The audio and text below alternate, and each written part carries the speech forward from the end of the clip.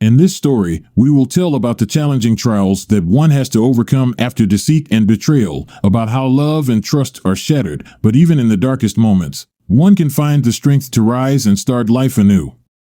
I had a normal life up to a certain point. What is friendship for you? For me, friendship is when I can rely on a person and be sure that he will not let me down. It's when I'm in trouble and a friend will always come to my rescue. That's what friendship is in my understanding. But friendship ends the moment a friend starts looking at your wife. My name is Sean, and I am a mechanic. My life revolves around cars, especially one in particular, a vintage Mustang that my father gifted me on my 18th birthday. It's not just any car, it's a part of me, a reminder of home, of who I am. My wife, Helen, is a librarian and a college student. We've been together for 3 years, and in that time, we've never had a serious argument. In our free time, we enjoy walking in the park, watching movies, and occasionally meeting up with friends, with whom we might go to a club or sit in a bar. But there's one issue, our sex life. I know that Helen wants more than I can give her. My job is physically exhausting, and by the evening, I'm often too tired, which frequently upsets her. I try not to pay attention to the disappointment in her eyes, but it's hard. On the other hand, I understand that if I stop working, we'll have nothing to eat. My friends are a special group. Carlos, a couple of years younger than me, is in college. He's a real gym buff and loves being the center of attention. Then there's Amber, Helen's best friend from high school, and her boyfriend, Fred. Fred and I aren't as close as we could be, but our girlfriends keep us together, and overall, he doesn't bother me. Everything started with a call from Carlos. He suggested we get away for the weekend to a lake resort where we could swim and relax, away from the city bustle. The idea seemed tempting, but I decided to consult with Helen first. Helen came home in the evening, and I wanted to tell her the news, but she found out about the plan before me, which made me wary. Carlos had never called her directly before. Why did he do it this time? Helen was thrilled with the idea and insisted we go. She said it would be a great opportunity to relax together, especially since Fred could drive us in his big old SUV, which could fit 5 people and a bunch of stuff. In the following days, I couldn't stop thinking about the upcoming trip. Helen had already started planning what we would take with us, and her excitement was infectious. We sat in the kitchen surrounded by maps and guidebooks she had found at the library where she worked. "This is going to be great, Sean," she said, genuinely smiling. I couldn't disagree with her. Her optimism had always been my support. That evening, as we were having dinner, I noticed Helen was increasingly distracted by her phone. "Carlos sent a list of things we need to take," she explained. I nodded, trying to hide my irritation. It's not that I didn't trust Carlos, but his sudden interest in my wife seemed odd to me. Why didn't he write to me? The following day, Helen and I set out for shopping. We needed to buy everything necessary for the trip, mainly bathing suits, food, and drinks. Helen was in her element, selecting the best and most comfortable items. But what especially amazed me was her new swimsuit, which was very revealing. I barely managed to restrain myself from getting too close to her right in the changing room. "We're only going to be there for a couple of days, Helen, not a month," I joked, watching her carefully pick out items. She just smiled sweetly in response and continued her search. On the way home, we discussed the trip plan. Fred agreed to take us in his SUV, which was a big plus. "Everything will be perfect, Sean, you'll see," Helen said, holding my hand. I hoped she was right. The day before the trip, we packed all our stuff and loaded it into the car. Carlo and Fred came to us quite early to avoid the morning traffic jams. Amber, in turn, was already waiting for us in the car, eager to start our little adventure. While we were driving, Helen was constantly chatting with Amber and the guys, and I felt a bit left out. Not that I minded, I was just absorbed in my thoughts. It seemed to me that I had forgotten something important, left something significant unsaid. But looking at Helen, happy and carefree, made those thoughts recede. When we arrived at the destination, I was struck by the beauty of the surrounding nature. The recreation base turned out to be a real secluded paradise. The cabin we got was on the shore of a lake, and the balcony offered a magnificent view of the mountains. "How do you like it, Helen?" she asked, hugging me by the waist. "It's wonderful," I replied, and at that moment, I truly thought so. We spent the rest of the day at the lake, swimming and enjoying the sun. In the evening, sitting by the fire, I looked at Helen and thought about how much this person means to me. All my doubts and fears seemed so distant and unimportant. But the night brought restlessness with it. Helen was tossing and turning in bed, and I pretended to be asleep, watching her. When she got up and left the room, I thought she was just going to the bathroom, so I lay there waiting. It felt like about 30 minutes had passed when Helen returned to bed. "What happened, dear?" I asked. "Oh, Sean, you're not asleep?" "I just went to the bathroom." "Probably shouldn't have eaten that cheese," she said, and that reassured me. Eventually, we fell asleep in each other's arms. Waking up early in the morning, the first thing I felt was the cold, fresh air seeping through the slightly open window. I turned to Helen. She was sleeping peacefully, and tranquility was evident on her face. I decided not to wake her and went out to the balcony. The view from there was truly mesmerizing. Mountains wrapped in morning mist gently rose above the calm surface of the lake. I breathed in the cool air, trying to shake off the remnants of the night's anxiety. The day promised to be eventful. When everyone woke up, we gathered in the kitchen for breakfast. Helen was full of energy and suggested spending the day at the lake. Her enthusiasm quickly spread to the rest of us, and we happily agreed. Amber and Fred were already ready for new adventures, and Carlos seemed eager to finally get on the water. Carlos, as usual, was shirtless, showing off his toned arms and abs to everyone. After breakfast, we headed to the lake. I noticed Helen and Carlos whispering together, but decided not to make anything of it. Maybe they were just discussing the details of our day on the water. I didn't want to spoil the mood for myself or anyone else over trifles. The lake was incredibly beautiful. The water was so clear that you could see every stone at the bottom. We rented a boat and set out to swim. We wanted to reach the very center of the lake and jump into the water from the sides. The sun was shining brightly, and a light breeze brought coolness. Helen was laughing and joking, and I couldn't take my eyes off her. In those moments, I forgot about everything in the world.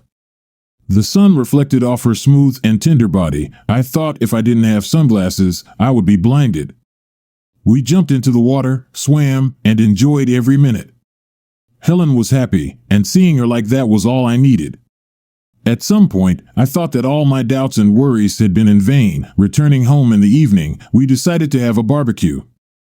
Carlos took on the role of head chef, while Fred and I handled the preparation. Amber and Helen decorated the tables and prepared the snacks. Everything was going perfectly, and I felt like I was part of something bigger, something important. But when night fell and everyone began to retreat to their own rooms, my unease returned. Helen was acting oddly again, and I couldn't shake the feeling that something was going on between her and Carlos. I went to bed, but due to my severe fatigue and sunburn, my eyes quickly closed, and I fell asleep. I don't remember if Helen was asleep at that moment, but I hoped she hadn't gone anywhere. The next morning came too soon. My eyes opened even before the first rays of sun pierced through the curtains.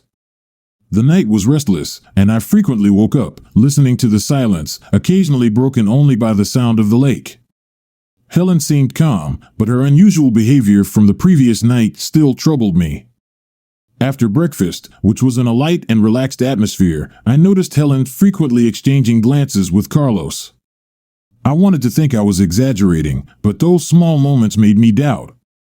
We decided to go for a walk in the forest surrounding our retreat. The forest was dense and cool, filled with the sounds of nature. Amber and Fred walked ahead, chatting cheerily, while Helen and I followed with Carlos. It seemed to me there was some invisible attraction between them that I couldn't ignore. On the way back to the house, Helen took my hand and smiled as if trying to assure me that everything was fine. I responded with a smile, trying to dispel my anxious thoughts. In the evenings, we arranged an outdoor movie screening. Fred found an old projector, and we sit up on the grass with popcorn and blankets. Everything seemed perfect, but I still felt a tension in the air. After the movie, when everyone started heading off to sleep, Helen said she would go for a walk.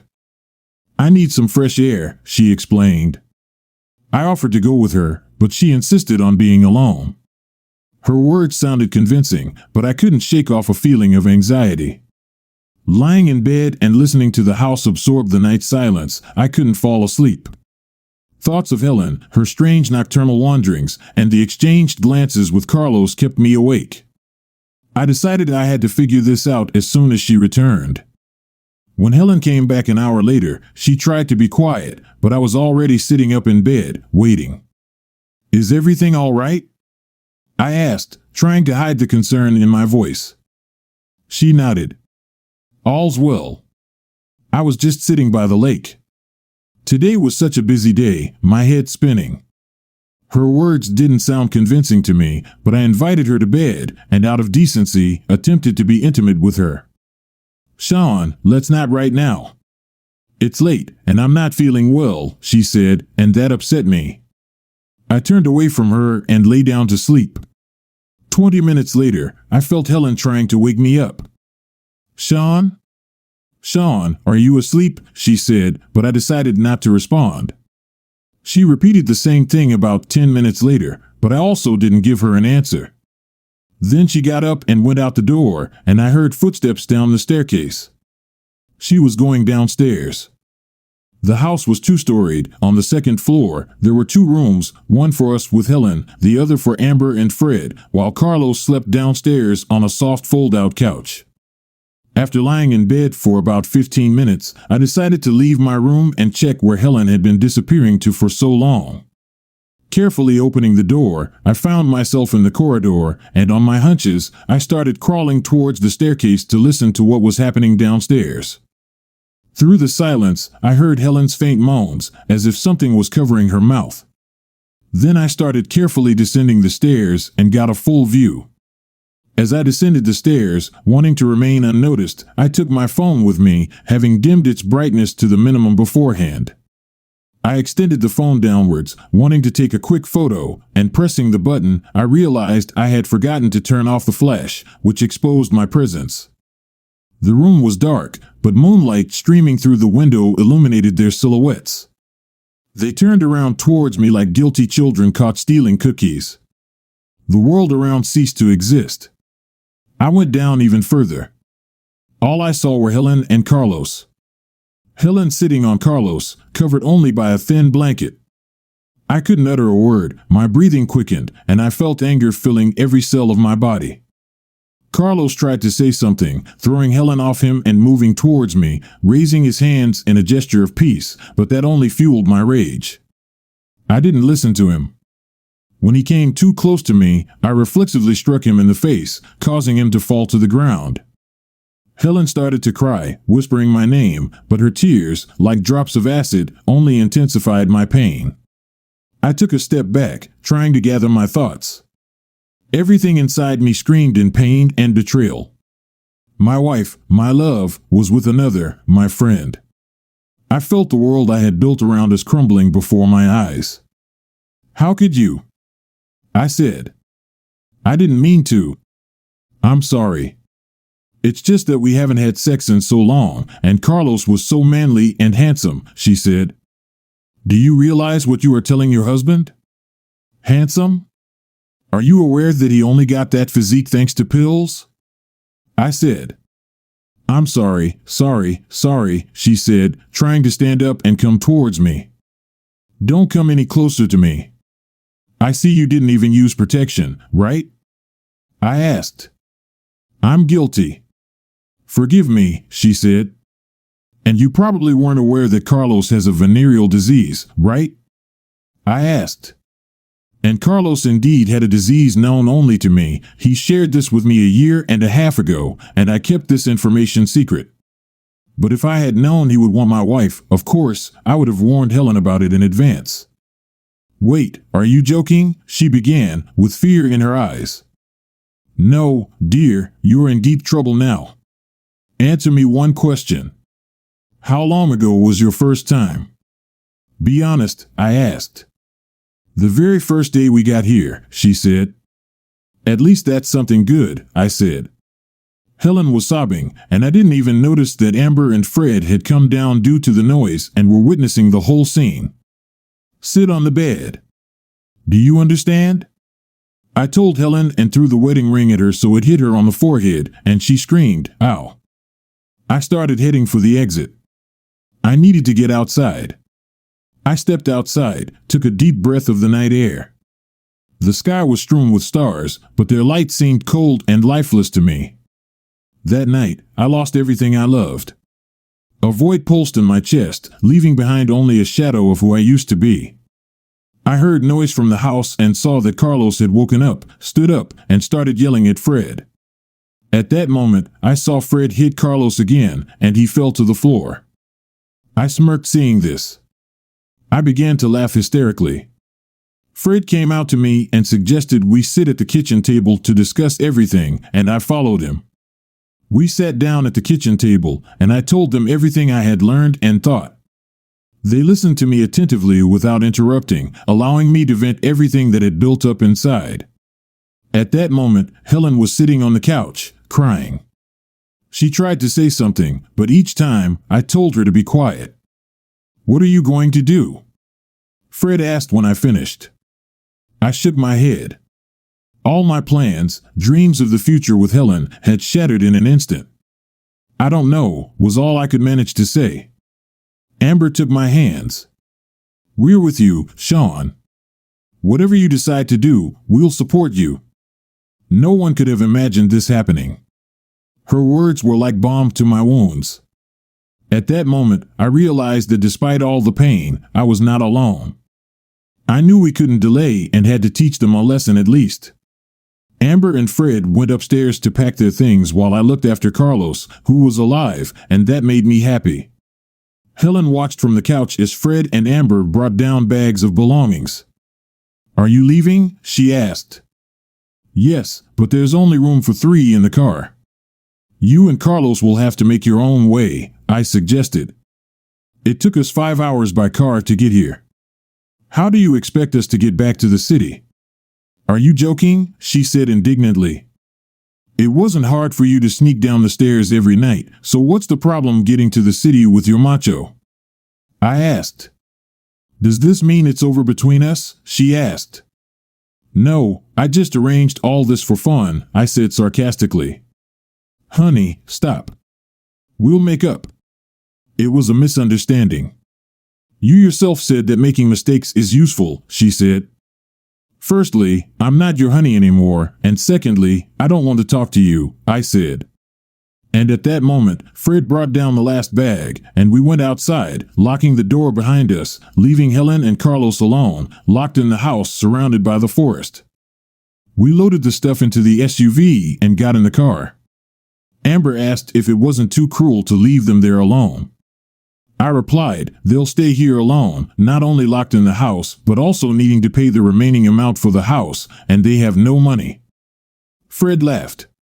We had only paid half for the house.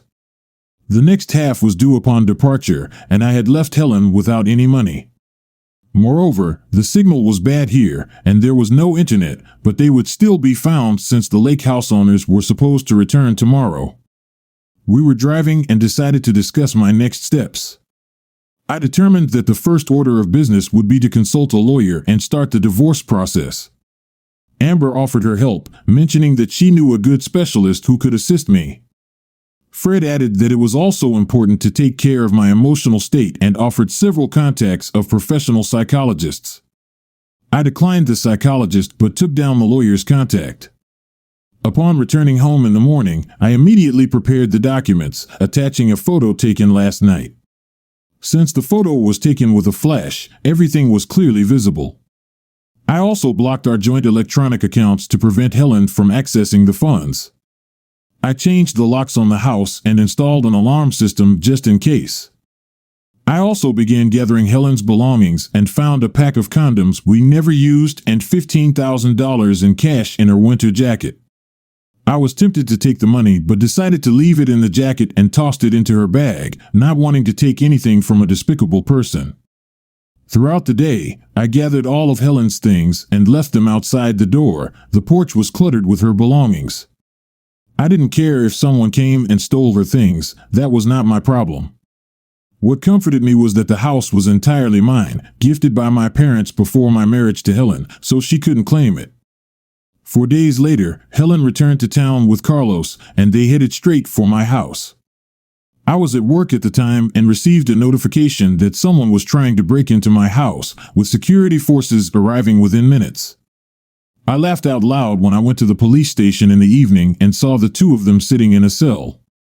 At the police station, I confirmed that Helen was my wife, but a court case was pending, and she would soon be my ex. When the security arrived at my house, they saw a man with a bat and a woman trying to break in. They were caught and jailed for a few days, and now Carlos had to buy me a new window.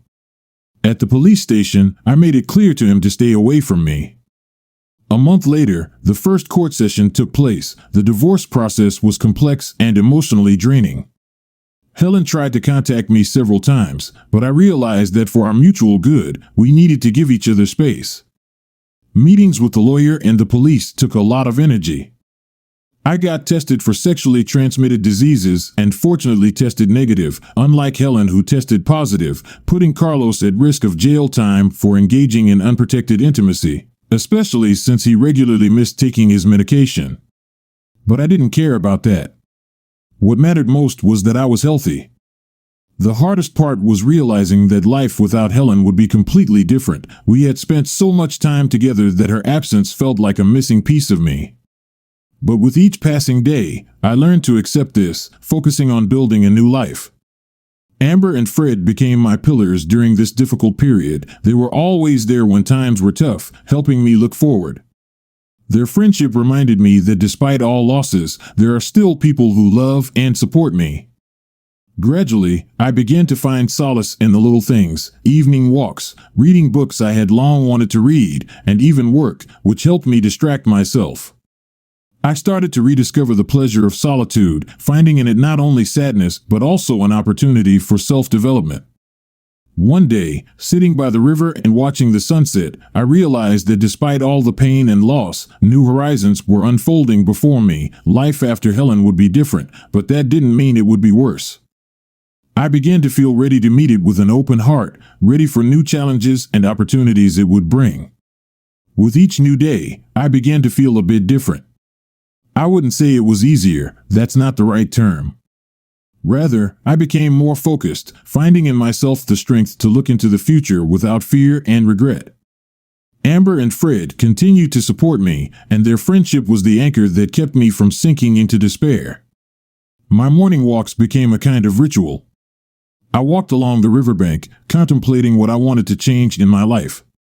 I realized that I wanted to spend more time on myself, my hobbies, and interests that had been forgotten. One day, sitting in a cafe and sipping coffee, I felt truly calm for the first time after everything that had happened. I opened a notebook and began to list all the things I had always wanted to do but had postponed. The list was long, from trips I wanted to take to skills I wanted to learn. I suddenly realized that the world around me remained full of opportunities even if one chapter of my life had been turned. Returning to work was another step forward. I discovered that my passion for cars had not faded. On the contrary, I began to invest even more enthusiasm in it, seeing it not just as a job, but as a way of self-expression. My old Mustang, which seemed to me a reminder of the past, now filled me with a sense of pride and achievement. The most difficult part was learning to trust people again. Meeting new people, interacting with colleagues wasn't always easy, but I gradually learned to open up to the world, understanding that not all stories end like mine with Helen. Helen herself is to blame for getting infected and now lives in some tiny room in another state, her life not turning out well. She didn't finish college and quit her job. Her affair brought her nothing, and she's to blame for that.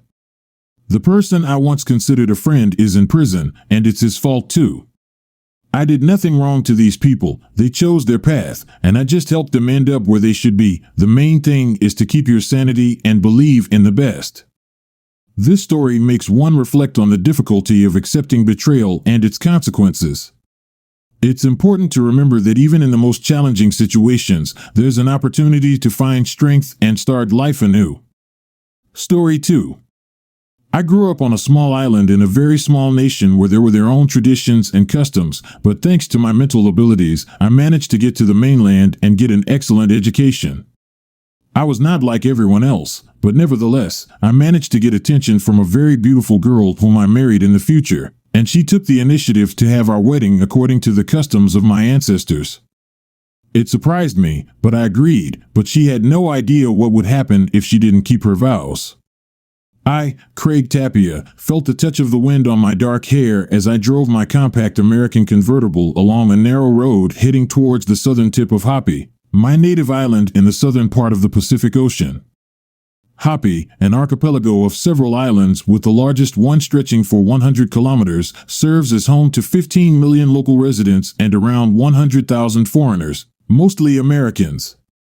This state, with its unique culture, self-governance, and defense forces, transitioned from monarchy to democracy following the example of the USA, with a president elected for a 5-year term and a House of Representatives where elections are held every 2 years. Striving for modernity, Hapi began its modernization 7 decades ago under the leadership of the previous monarch, successfully implementing modern conveniences while preserving traditional values, which has allowed it to maintain one of the lowest divorce rates in the world. The islands are renowned for their glowing night stones, sandy beaches, and hospitality, and thanks to this unique combination, Hapi avoided foreign rule even during World War II. My hometown, where I was born and raised, has always been a home to me, a place where I feel happy and at peace. The weather today was perfect for our trip, not too hot and not too cold with acceptable humidity. However, the purpose of our journey stirred mixed feelings in me. I turned my gaze to Karen, sitting beside me, my wife, a California beauty who was not only my life companion but also the embodiment of any man's dream. We met 6 years ago when I started teaching at the local campus of the American University. After returning home, Karen worked in the admissions office, and our acquaintance grew into a deep connection sealed by marriage. She had lost her parents in a car accident and had no other relatives, but her desire to have a traditional marriage in Hapi seemed unusual to me. Despite this, I respected her choice and helped her prepare for the ceremony, teaching her the correct pronunciation of the words. Karen had already mastered the local language well enough for trading at the markets, but she still had to fully grasp the depth of traditional expressions. Her commitment to participating in the ceremony was impressive. Approaching the culmination of the ritual, she knelt in her elegant white attire and offered me a pillow on which lay the seabed, an ancient symbol of the commitments between husband and wife, uttering the traditional promise of a shared life in body, mind, and spirit. She infused these words with a special meaning that had been almost forgotten except by the oldest and most conservative layers of society. I admired Karen's skill and attention to detail in decorating the dagger with symbols of my family and even adding a drop of her blood, as was done in ancient times. After she recited the incantation, I carefully removed her dress, leaving her naked before the attendees. Then, I undid and placed her on the wedding altar where we united, demonstrating our bond in the most literal sense before all the guests, reaffirming the traditions of our ancestors. After the ceremony, we embarked on a journey starting with our honeymoon in Las Vegas and then returned to work in a life filled with love and understanding. But soon, our idyllic life was disrupted by an offer for Karen to work in Washington, where we moved together, hoping for new opportunities. Life in the new place was full of changes. Her job required frequent business trips and participation in social events where I sometimes felt like an outsider. These trials had an impact on our existence, turning life in Washington into a continuous series of challenges and discomforts. I often felt out of place, especially when I was perceived as an exotic amusement rather than an equal. It reminded me of a scene from a movie where one of the characters meets a great person and feels unworthy.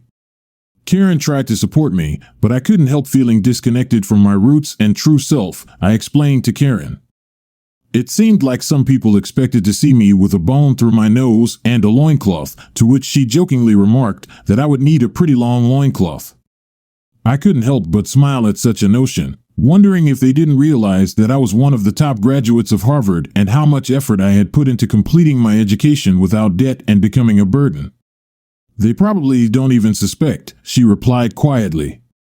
My feelings toward these people were far from warm, and I felt like an exhibit at a museum, which she tried to comfort me by saying it was just part of the social game, but I knew I had to be there for her despite my awkwardness. We discussed her new boss, Robert, whom I had met and immediately disliked. His manner seemed too intrusive to me, although Karen claimed he was a perfectly nice person. I couldn't hide my jealousy, noticing how he behaved with Karen, but she assured me that he was well aware of our marriage. I confessed my feelings, holding her in my arms and hoping that Robert wouldn't forget this fact.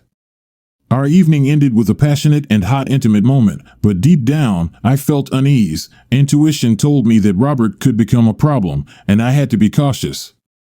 Over the next 6 months, our life spiraled into a pit. Karen often left with Robert, and evenings at work lasted longer than usual, completely altering our intimate life to its disappearance.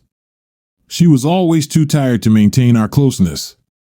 It all came to a head one day when I, going through student papers, heard a knock on the door. "Come in," I invited, and a petite brunette appeared at the door, Karen's colleague whose name was elusive to me. She introduced herself as Betty and nervously began to talk about Karen and Robert, their obvious affair, which completely caught my attention. Betty noticed their excessively long lunches, joint trips, and personal interaction that went beyond professional relationships. I confirmed the seriousness of her accusations and asked about her personal observations, to which she confessed.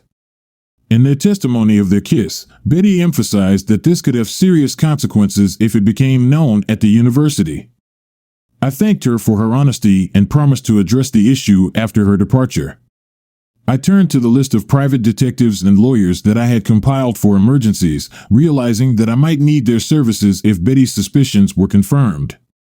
I would be faced with the need to make a difficult decision about divorce, so I hired a detective. It was not surprising that later that evening, Karen informed me of a delay at work. Alone in the kitchen, eating lasagna, I pondered the situation my life had come to and what might be happening between Karen and Robert at that moment. In the end, I disposed of the leftover lasagna in the trash and headed to the bedroom. Changing into pajamas, I got into bed and turned on the TV, but soon fell asleep. I was awakened by Karen's arrival, who gently kissed me on the forehead. Her hair carried the freshness of shampoo, and I detected a subtle scent of men's cologne, which immediately made me suspicious. "Sorry, I didn't expect to be delayed for so long," she whispered, claiming that she had dinner on the way back after a visit to the bathroom. She returned in flannel pajamas, which clearly signaled her intentions, or rather, their absence. I had no desire to approach her myself after the presumed encounter with Robert. "Lately, you've been getting delayed often," I remarked, trying to hide my irritation. Her explanation about preparing for an important meeting with donors sounded unconvincing, especially considering her sudden trip to New York planned for a couple of days later.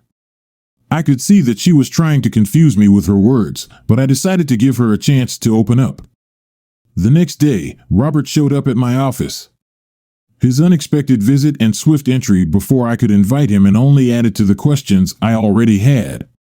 I looked up and met Robert's gaze, radiating a confident smile.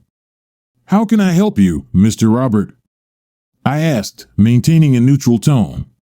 He began by apologizing for taking up so much of my wife's time, trying to convince me of his innocence regarding the spreading rumors. I, without showing much excitement, replied that my judgments were based on facts and evidence and expressed hope that his assurances were justified. His confidence momentarily wavered. Apparently, he didn't expect to encounter such determination. There was something in my voice and gaze that clearly unsettled Robert. Perhaps he saw in me something different from what he was used to in an academic setting. It was evident that my calm but firm response made him reconsider his future intentions regarding Karen. "By the way, Karen mentioned your upcoming trip to New York," I continued, trying to steer the conversation into safer territory. His attempt to apologize for spending more time with Karen than with me sounded unconvincing. The sarcasm in my voice when I asked when I would finally be able to spend time with my wife only emphasized my dissatisfaction with the situation. Very soon, he hastily replied, promising that everything would settle down once they finished their current business. His hurried departure after a brief conversation left me alone with my thoughts on how to proceed. After Robert left my office, I immediately picked up the phone to make another important call. It was no surprise that Karen had informed me of the need to stay late at work, preparing for the weekend meeting. It didn't surprise me, just like the letter I received in my personal inbox on the same day from a private detective. Returning home after dinner outside, I tried to reach Karen on her work number, but without success. My call to Robert also went unanswered. Tired of endless lies and deceit, I reviewed the message and the attached photos while sitting at the computer late into the evening. They were very incriminating. When Karen came home, she found me wide awake. She apologized for the delay, but I already knew it wasn't true. I delicately pointed out the inconsistencies in her story, especially after my unsuccessful attempts to reach her at the office that evening. Her attempts to justify herself didn't convince me, especially after she tried to explain her presence in the conference room and her obvious disregard for my calls. My disappointment reached its peak, and I decided not to continue the conversation about the Friday night dinner, which had clearly lost its meaning. The next morning, before her business trip, I asked Karen to at least let me know where she would be and to stay in touch. She wrote the name of the hotel and the room number, but I knew it was just part of her game. Our farewell was cold, and her final words, "I love you, Craig," sounded very different to me. I went to work understanding that my actions would depend on her next moves, despite all the evidence of her infidelity. I still hoped for a chance to fix the situation, although deep down I knew my hopes might be in vain.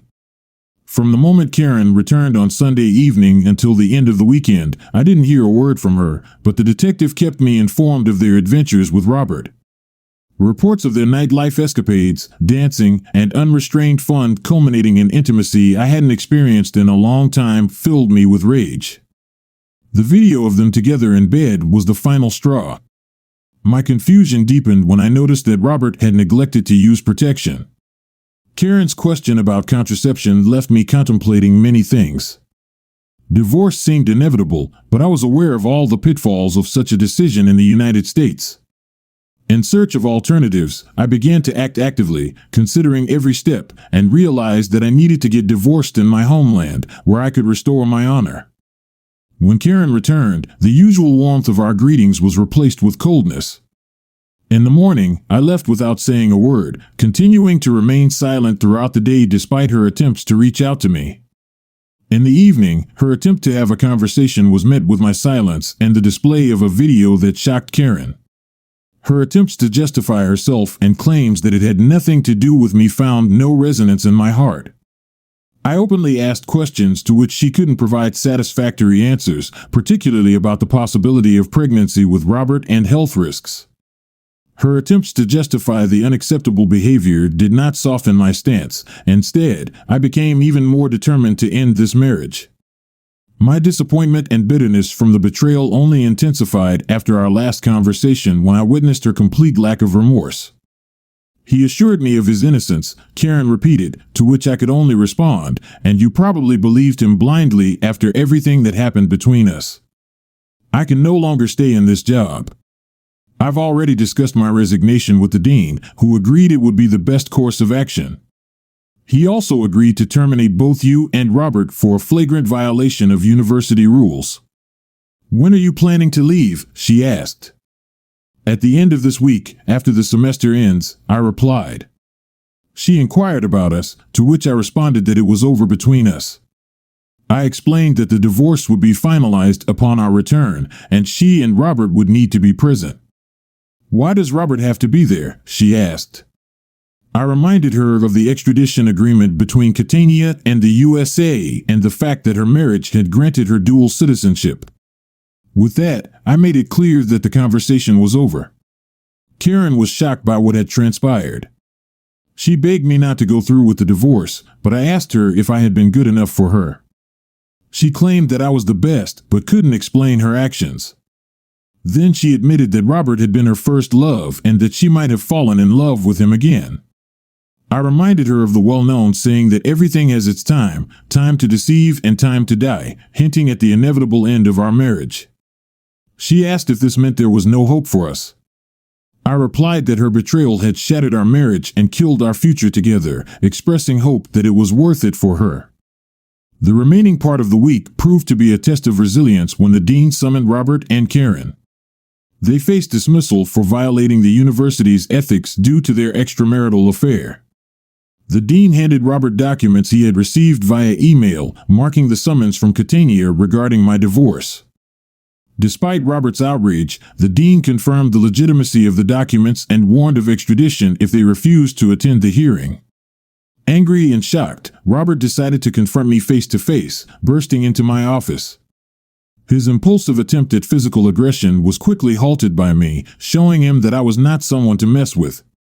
Calmly but firmly, I ordered him to leave my space and not appear before me until the day of the hearing.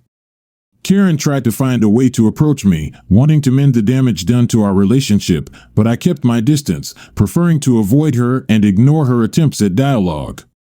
Her tears and pleas for reconciliation fell on deaf ears in my heart. The last days before departure passed in silence and tension as I prepared for the inevitable break and the closing of this chapter in our shared life. On Wednesday, movers came to pack and send my belongings back home. The realtor had already begun the process of selling the house. Karen and I spent our last night in a motel, keeping our distance from each other. I was determined not to succumb to her charms, despite her undeniably alluring early Friday morning. We flew back home, and I immediately learned that Robert was already on his way to the island with a court date set for Monday. Over the weekend, Karen tried to persuade me to reconsider the divorce, but I remained resolute. She begged me for another chance, but I continued to reject her attempts. Her promises meant nothing to me anymore. I reminded her of our vow of fidelity that she had broken, and I stated that it was time for accountability and moving forward. At dawn on Monday, I woke Karen up at 4:30 in the morning. When she asked why the early wake-up call, I explained that it was time to prepare for a long day. She argued that the courthouse was nearby, but I clarified that our destination lay elsewhere. Her curiosity about our direction grew when I mentioned Mount Hysapi, a place surrounded by myths and legends of our people, and proposed conducting a traditional divorce ritual there. Her amazement turned into shock as she realized where I was leading her.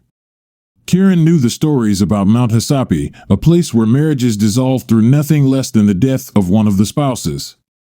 She couldn't believe that I had decided to take such a step. That morning, as she got dressed, she was overwhelmed by fear of what lay ahead. Meanwhile, I calmly prepared everything for our departure, packing the necessary items into the trunk of the rented car. We had breakfast at a local diner where I ate with gusto, while Karen barely touched her food, consumed by worry.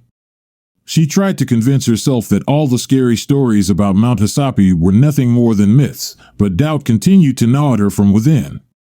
The journey to Mount Hysapi took over an hour, during which Karen sat next to me silently, staring out the window as if she were sentenced to her execution.